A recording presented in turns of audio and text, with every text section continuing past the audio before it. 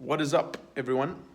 I hope you are doing well. It's super chilly. It's cold here in Cape Town, but we're surviving, um, doing well. I'm just walking around the house, getting some steps in, and I've been doing some reflecting over the last bit, and I thought I would just share it with you all, let you guys have some insight into my brain and my thinking process, and I hope you enjoy it. But whether you do or you don't, I guess this is just a way for me to think out loud and to process my own thoughts. You know, the idea of ego and humility is something that is often misunderstood, at least culturally, by a lot of us. And that's because mostly the way people come up with virtue or morality is based off of their own inclinations, what it is they've been taught, or perhaps even just a definition that they are happy with. Now, that's problematic because when there isn't a greater authority or foundational truth that you are appealing to, all that you've done is that you've taken the liberty to define something in a certain way, to create a way in which the whole world is supposed to act in light of your thought process and your brilliant idea, and you've imposed it on others as a means by which you can then judge them. And I think we've done that a little bit with humility. And like I said, this idea of ego. And what I want to do is root it on a more foundational level, and that would be to understand humility through the lens of the Bible. You know, one of the greatest passages we can turn to for that is Philippians chapter 2, where Christians are told by the Apostle Paul to count others more significant than themselves. And this kind of becomes the hallmark, the touch point for what humility actually is. Humility is the opposite of self-centeredness. Humility is service of others or thoughtfulness of others rather than yourself. It's to count the needs of someone else more important than your own, which is very tough in the world that we live in. And Jesus kind of becomes the example of that. Jesus, being God himself, leaves the throne room of heaven, the presence of God, at least in fellowship with the Father and the Son. He leaves communion with them, and he takes on what Paul describes, the form of a servant. Jesus becomes a human, takes on the Creator takes on creation, right? In order to accomplish what? Well, our salvation. He goes and he dies on a cross. And Jesus is the embodiment of other-centeredness. He's thinking about others. He takes on this role that is completely beneath him, not because it benefits him necessarily, but because, and it does end up benefiting him, but because at first hand, he thinks of us and our need for salvation. Now, why is this important? How is this relevant? The way our cultures define humility is it's sort of fake. And to a degree, it's because, I guess in a way, we're trying to be thoughtful of others, but humility is still very self-centered in our culture, and that's because we misunderstand it.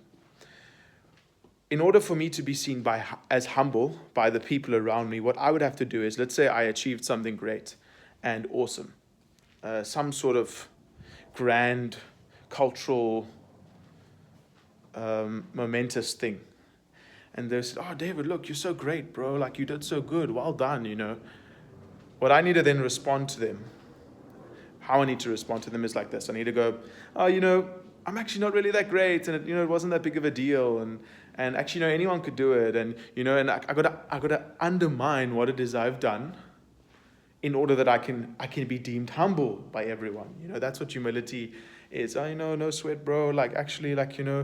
And the truth is that's actually more egotistical than if I just taken credit for it. Why? Well, because it's still about me, right? I'm still thinking about me. There's a great quote by Spurgeon. He says, humility is not thinking less of yourself, it's thinking about yourself less. And so, humility is not me attempting to make people see me as less than what I am. Humility is just not even thinking about me in the first place. It's a freedom almost. It's a freedom from being bound to my own ego. And that's truly how you overcome your ego. It's not by trying to make others not think you're egotistical. It's by actually just not caring about me. And it gives me freedom. And actually I realize I don't really matter that much. And if I don't matter that much, when people make jokes about me, it doesn't matter. And when people insult me, it doesn't matter. And the truth is, when people insult us and they say bad things about us, oftentimes they're just scratching the surface of what actually is true about us. If they actually knew what went on in our minds and we were honest with them, they would think a lot worse about us. And so we actually have no reason to be offended when people say bad things about us. And that's really what humility is. Humility is freedom from my ego, from my need to defend myself and to be seen in a certain way by people. And that's true humility. And so I realize that I can come across quite egotistical from time to time through my jokes and when I poke fun, and I know that can very easily be misunderstood. But I want to make sure that people diagnose what's going on rightly, and I also want to, I guess, communicate that although I want to be everyone's friend, I cannot.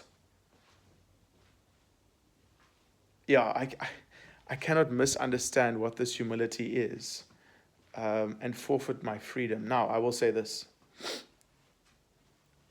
I will not forfeit my freedom to tyranny.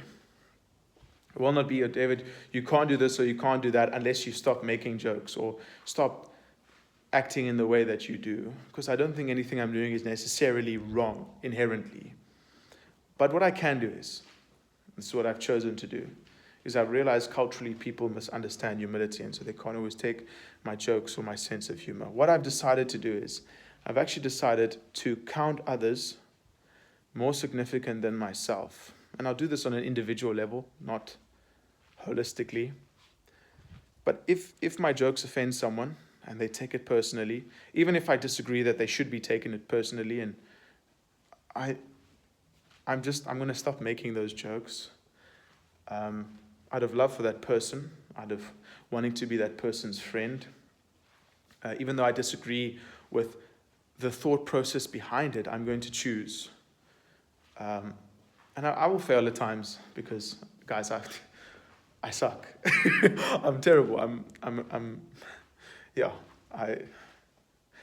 I need Jesus, but I'm going to try my best to pull back, and if it offends people,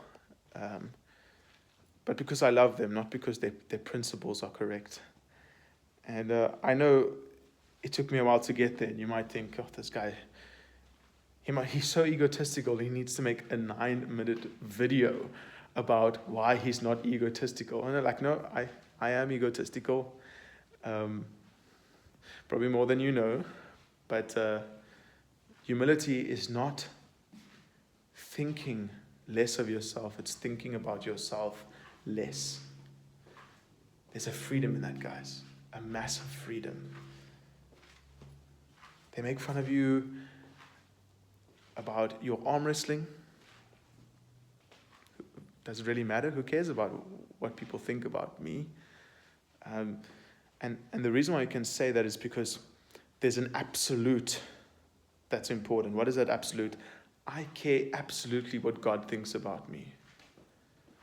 And that's if that's true, then I shouldn't care too much about what others do. Now there are caveats there and exceptions, but mostly I'm talking about the haters, guys. I'm talking about the haters and the joke makers and the teasers, and we'd probably be able to make fun of one another and banter a lot more if we had this humility. If it wasn't all about us. So this is my appeal. But guys, if you think what I've said is wrong, please chat to me about it. If you got my number, send me a message. And if you'd like to, you can, in the comment section, have a debate with me. Not for the sake of debating, I'll listen to you. And if I am wrong, I really hope that I will hear you out properly and change my mind. But for now, Armdruk is groot. On Saturday, going to be flying up on Friday to Gauteng, and I'm so excited. Not arm wrestling all out at practice to preserve myself for a match really gets me itchy to arm wrestle. But I'm eating, loading up on creatine, finishing off my rehab, and Kenneth, I'll see you soon.